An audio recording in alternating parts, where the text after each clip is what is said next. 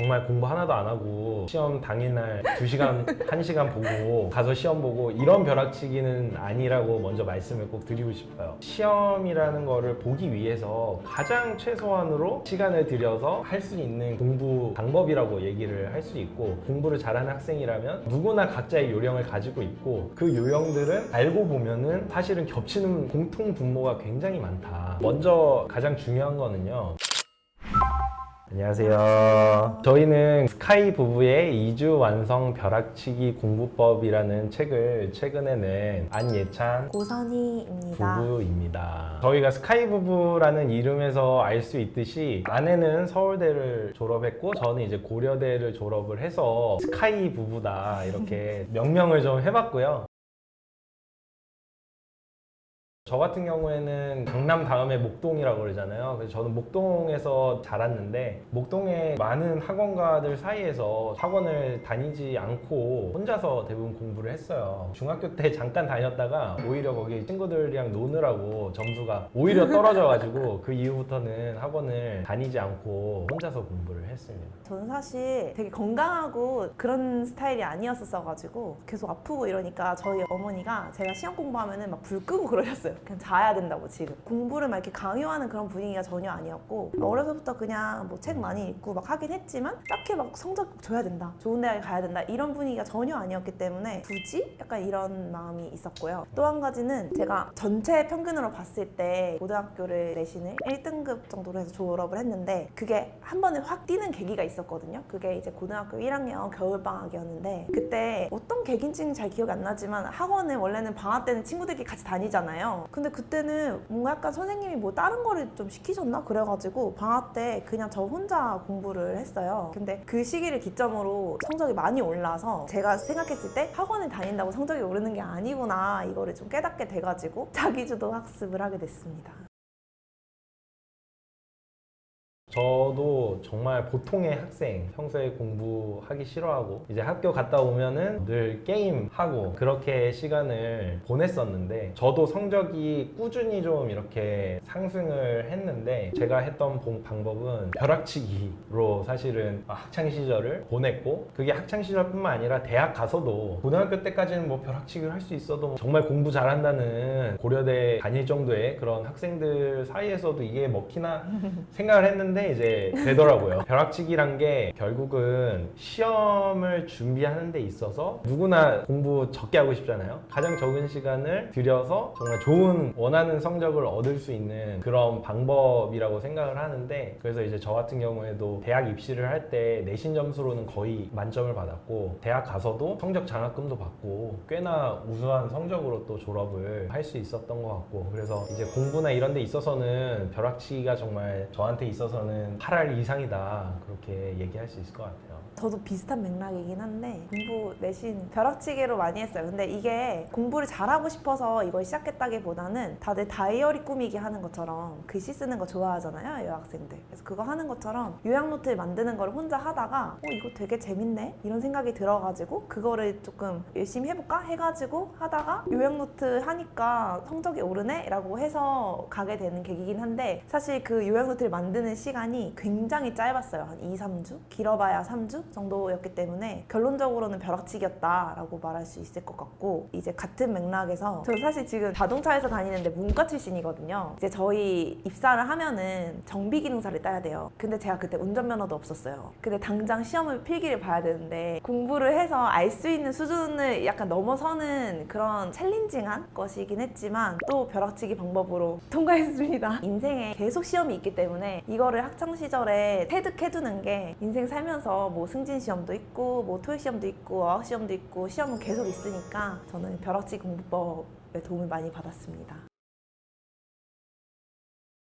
벼락치기라고 하면 보통은 굉장히 부정적인 사람들의 생각들이 있죠, 선입견이. 근데 저희가 얘기하는 벼락치기는 원래 알고 계시던 정말 공부 하나도 안 하고 시험 당일날 2시간, 1시간 보고 가서 시험 보고 이런 벼락치기는 아니라고 먼저 말씀을 꼭 드리고 싶어요. 저희가 얘기하는 벼락치기는 시험이라는 거를 보기 위해서 가장 최소한으로 시간을 들여서 할 수 있는 공부 방법이라고 얘기를 할 수 있고, 2주를 저희가 제시를 했습니다. 정말 정말 최소한의 노력을 들여서 최대한의 결과를 뽑아낼 수 있는 극효율적인 시험 공부 방법이라고 저희는 정의를 일단은 하고 싶고요. 평소에 공부 안 하고 2주만 공부한다라고 하면 학부모님들이나 혹은 학생들도 아니 그걸로 그게 되나? 이런 생각을 많이 할 것 같아요. 예를 들어 공부 잘하는 사람들은 그런 식으로 안 하고 평소에 공부 열심히 하고 예습 복습하고 하는 게 진짜 공부 아닌가 이런 생각을 하실 텐데 저희는 아니다라고 말씀을 드릴 수 있고요. 뭐 저희 주변에도 정말 공부 잘하는 친구들 많이 있고 대학 가서도 많이 만나고 했지만 대부분은 평소에 공부를 하는 것보다 시험 기간에 집중해서 공부를 하는 방법들을 공부를 잘하는 학생이라면 누구나 각자의 요령을 가지고 있고 그 요령들은 알고 보면은 사실은 겹치는 공통 분모가 굉장히 많다. 일머리가 좋다 뭐 이런 얘기들 많이 하잖아요. 사회에 나가서는 그런 게 사실은 이런 효율적으로 뭐가 중요한지를 파악하고 요령, 스킬 이런 것들이 있는 사람들이 사실 일머리가 좋다라고 평가를 받을 수 있는 거거든요. 그래서 그런 면에서 벼락치기란 것은 정리를 하자면 나쁜 공부법이 아니라 필수 공부법이고 공부 잘하는 사람들은 이미 더 잘하고 있고 정말 공부를 안 하는 학생들에게 있어서는 굉장히 쉽게 접근할 수 있는 공부 방법이다. 그렇게 말씀을 드리고 싶어요.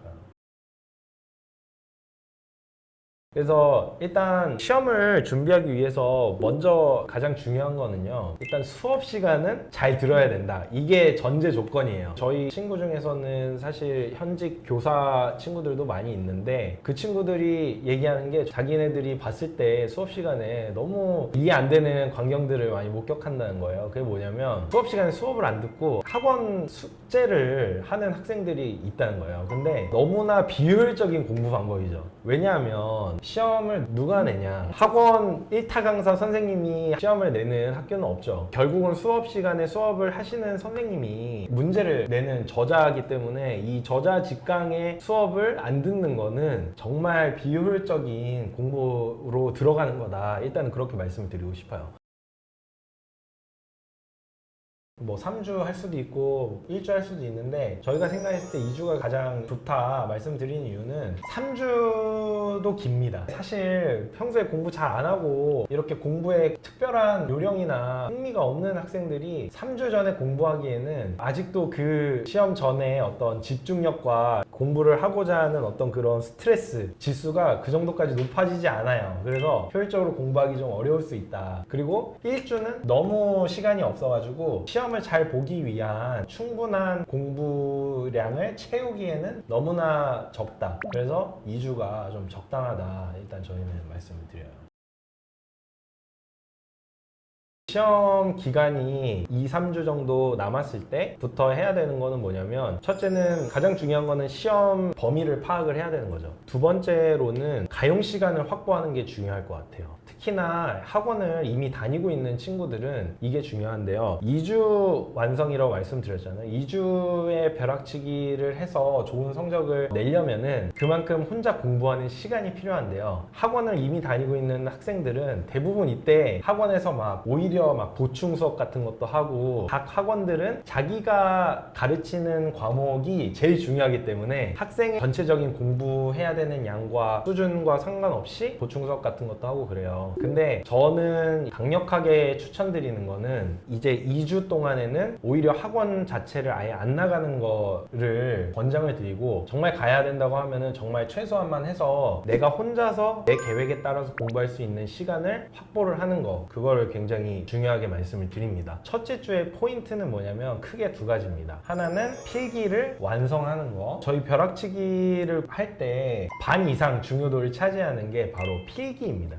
필기를 완벽하게 만들어주는 것이 바로 친구 필기입니다. 친구와 필기를 공유해가지고 제가 만든 필기에다가 친구가 했던 필기를 약간 덮어 씌우는 식으로 베껴 적는 거죠. 이거가 왜 중요하냐면은 첫 번째로는 아무리 내가 필기를 수업 시간에 100% 집중해서 한다고 해도 놓치는 부분들이 꼭 있어요. 왜냐면 쓰면서도 집중이 흐트러질 때가 있고 잠깐 딴 생각할 수도 있고 친구가 말 걸 수도 있고 그렇잖아요. 내가 혹시나 놓친 부분을 친구 필기에서 보충을 할 수가 있다. 그래서 좀 더 이렇게 포괄적으로 빠지는 거 없이 완성 필기를 이렇게 만들 수가 있고요. 두 번째로는 친구가 했던 필기와 내 필기가 겹치는 부분이 또 분명히 있어요. 이게 겹치는 부분은 중요한 부분이다 이렇게 알 수가 있겠죠. 공부머리가 조금 없는 친구들도 그렇게 하면은 내가 그거 잘 못해도 해도 이미 필기를 통해서 그걸 알 수가 있는 거죠. 아, 이게 중요한 거구나. 필기 100개 친구가 없으면 어떡하냐. 친구를 만들어야 된다. 사실 우리가 뭐 학창시절이 공부 잘하는 것도 굉장히 중요하지만 친구들하고 잘 지내는 것도 중요하니까 그런 점에서 친구를 만들자 이런 네. 얘기를 했던 기억이 납니다. 이게 서로 이렇게 돕는 거잖아요. 그렇기 때문에 나도 열심히 해야 그러니까 돼. 나도 내 필기를 잘 준비를 하는 게 되게 중요해요. 첫째 주에 해야 되는 게 필기 베끼는 거 말고도 한 가지 더 있는데 만들어진 필기 교과서를 한번 쭉 읽는 거예요. 그래서 그 범위 내에서 어떠한 내용들이 있고 하는 거를 쭉 읽는 건데 여기서 중요한 거는 이해가 안 된다거나 여기가 중요한가 싶어서 앞에 부분만 읽으면 절대 안 되고 어쨌든 목표는 주어진 시간 내에 그게 뭐 하루에 한 과목이 주어졌으면 오늘이든 아니면 이틀로 나눠져 있으면 이틀 동안이든 그 시간 내에 한 번에 무조건 회독을 해야 돼요. 왜냐면 2주 때부터는 읽을 시간이 없기 때문에 한 번은 훑어보고 눈에 익혀둔다? 라는 식으로 생각을 해두면 좋을 것 같습니다.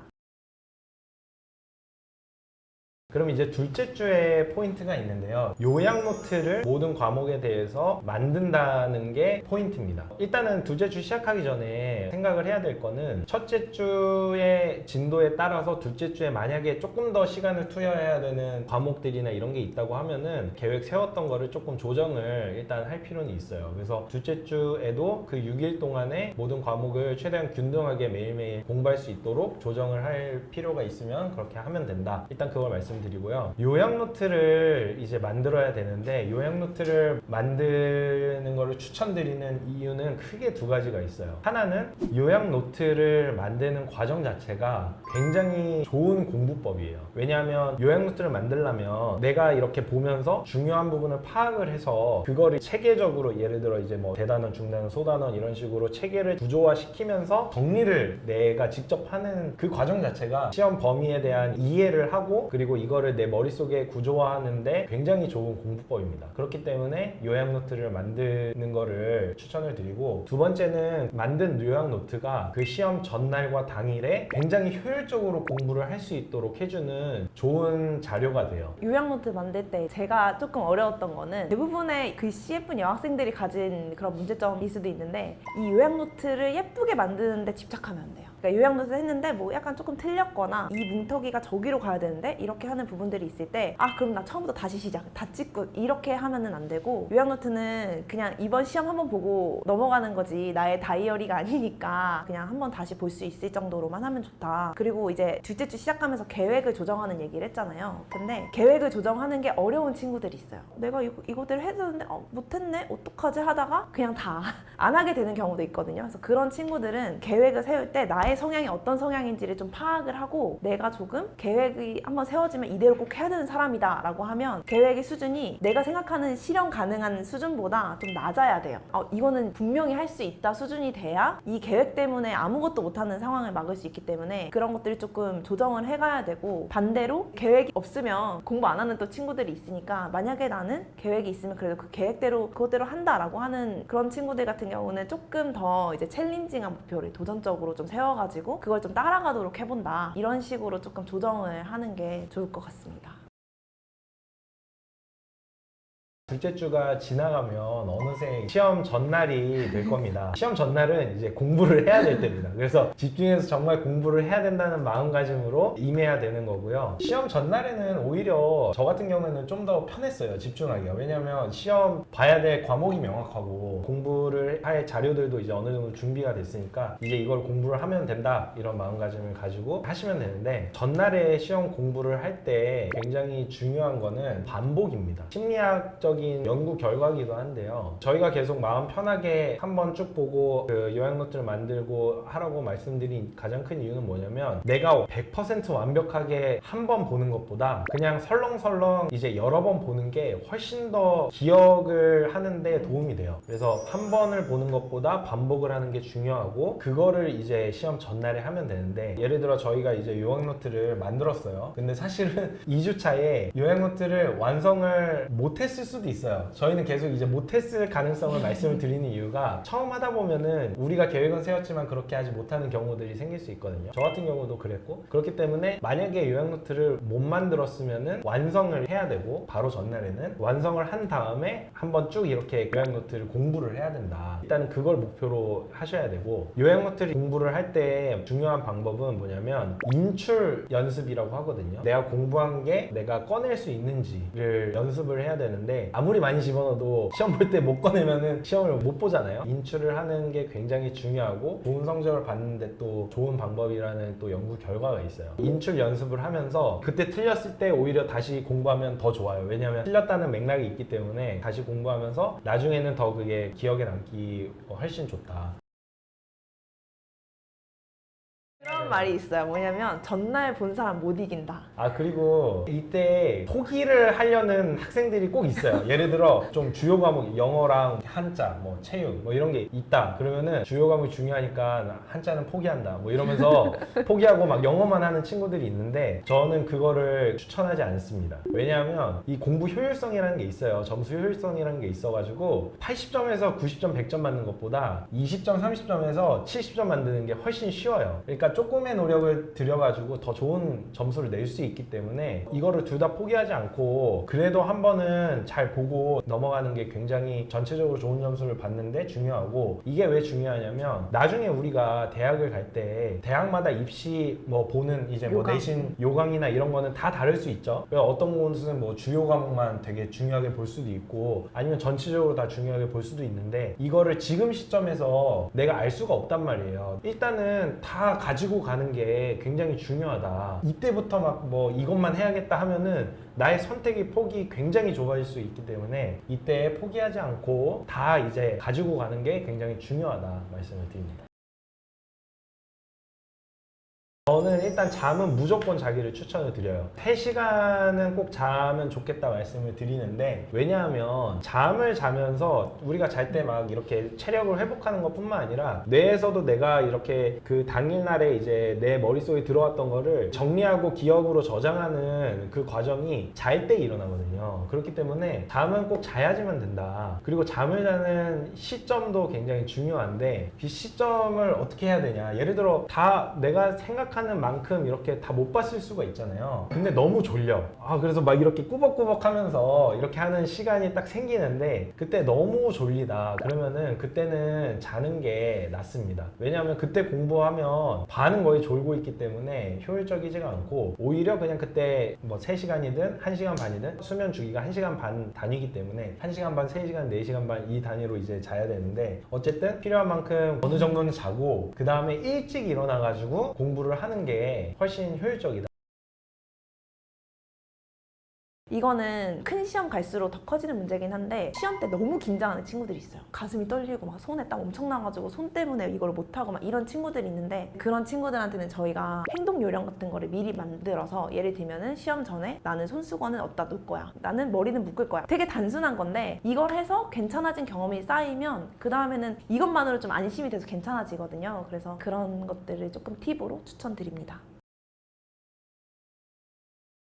특별히 이제 중하위권인 학생들 혹은 그런 학생들을 자녀로 둔 학부모님들께 이 공부법이 이렇게 알려졌으면 하는 바람이 굉장히 커요. 정말 공부하기 싫어하는 자녀들을 두신 분들은 답답하실 거 아니에요. 자녀들한테 이것만 해봐라, 평소에 공부 안 해도 내가 뭐라고 안 그럴게, 정말 2주만 한번 이것만 해봐라, 이렇게 정말 얘기하면, 그래도 2주는 평소에 막 학원 안 가고 나 2주만 그냥 그래도 해볼 수 있으면 해볼게, 이렇게 마음을 먹기도 쉽고, 그리고 제가 지금까지 얘기했던 것들을 들어보시면 아시겠지만 그렇게 대단한 게 아니에요. 그렇게 대단한 게 아니긴 한데 하면은 무조건 점수는 오른다. 그거를 꼭 말씀을 드리고 싶어요. 그렇기 때문에 정말 중하위권, 내가 지금 정말 노베이스다, 노베이스로도 다음 시험에 바로 해볼 수 있는, 노베이스면 오히려 더 좋다, 10점, 20점, 30점도 정말 오를 수 있어요. 노베이스라고 하면은. 저는 회사 다니면서 학부모신 상사분들이 많잖아요. 그럼 그분들이 중고등학교 아이들을 키우고 계실 있으신 분들이 저한테 주로 하시는 말씀이 내가 공부를 열심히 하는 것 같은데 시험만 보면 시험을 잘 못 보는 것 같다.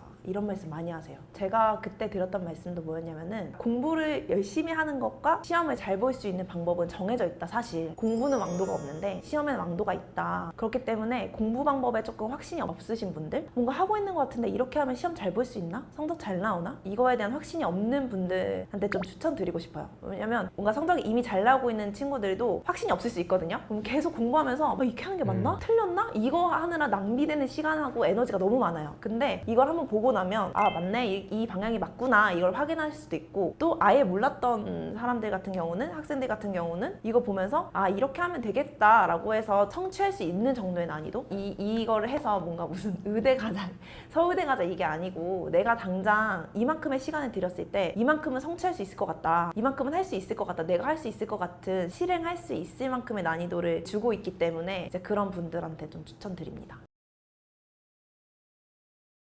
벼락치기 공부법, 이런 효율적이고 혼자서도 할 수 있고 돈 안 들여도 되고 이런 정말 좋은 공부법이 왜 지금까지는 주목받지 못했나를 생각을 해보면, 지금 사교육 시장 자체는 무조건 잘못됐다, 뭐 사회 악이다 얘기하는 게 아니에요. 근데 사교육의 본질은 결국은 돈을 벌어야 되는 거거든요. 돈을 벌기 위해서는 결국은 어쩔 수 없이 학원이나 선생님이나 과외나 이런 것에 학생들을 의존하게 만들어야 돼요. 그렇기 때문에 어쩔 수 없이 약간의 불안감도 줘야 되고, 혼자서 하기에는 어렵다, 너가 어쩔 수 없이 그렇게 갈 수밖에 없어요. 그래야지만 계속해서 지속 가능한 이제 사업 모델이 되기 때문에 사교육에서는 이 벼락치기 공부법 집중을 하지 않았던 것 같아요. 그러면 어떻게 되냐면 학원을 통해서 혹은 다른 사람의 도움을 받아서만 공부를 해오고 성적을 그때까지 냈던 학생들은 자기 주도적으로 할 수가 없어요. 이미 학부모가 된 사람들도 내가 공부할 때 학원이나 과외나 이런 것을 통해서만 공부를 해왔다면은 자기 자녀도 그렇게 키울 수밖에 없는 거죠. 왜냐면 내가 안 해봤으니까. 그렇지만 결국은 자기 주도적으로 이렇게 공부를 해가지고 성적을 내는 경험은